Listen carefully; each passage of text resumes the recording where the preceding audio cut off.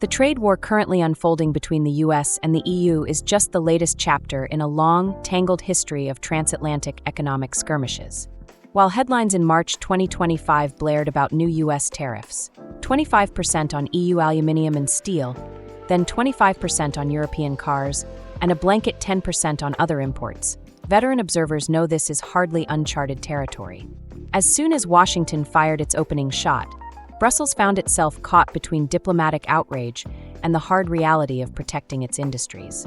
EU officials quickly announced a package of countermeasures, but these were put on ice when President Trump declared a 90-day pause on his so-called reciprocal tariffs, which threatened to double the blanket levy to 20% if talks failed. If this all feels familiar, it's because it is. The US and Europe have been locking horns over trade for decades.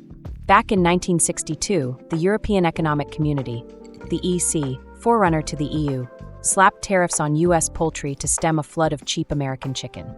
The US claimed annual losses of $46 million, the EEC said it was closer to $19 million, and the GATT, predecessor to the WTO, eventually split the difference.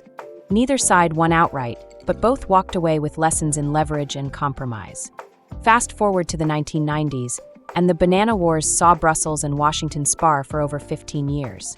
The EU's move to favor banana imports from its former colonies infuriated US multinationals with big stakes in the global banana trade. The dispute dragged on, illustrating just how stubborn these transatlantic battles can be. Another flashpoint erupted in 1989, when the EEC banned beef treated with artificial hormones, citing public health. The US, Australia, and Canada were effectively shut out of the European market. Only in 2011, after more than 2 decades of wrangling, did the two sides reach a truce. The EU agreed to expand quotas for high-quality, non-hormone-treated US beef, and Washington lifted its punitive tariffs. Perhaps the most high-profile fight has been the 17-year saga over state subsidies to aerospace giants Airbus and Boeing. In 2020, the WTO sided with the EU, allowing Brussels to slap tariffs on US goods in retaliation for Boeing subsidies. A year later, both sides agreed to suspend the tariffs, but the truce is only set to last until 2026, leaving the door open for future flare-ups. The latest round of hostilities began in 2018, when the Trump administration imposed sweeping tariffs on steel and aluminium, citing national security.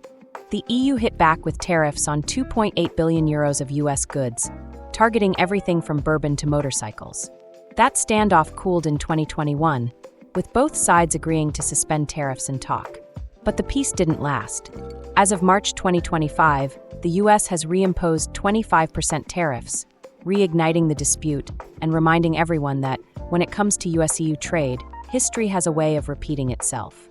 In this long game, there are rarely clear winners, just shifting strategies, temporary truces, and the ever-present risk that old wounds will reopen at the slightest provocation.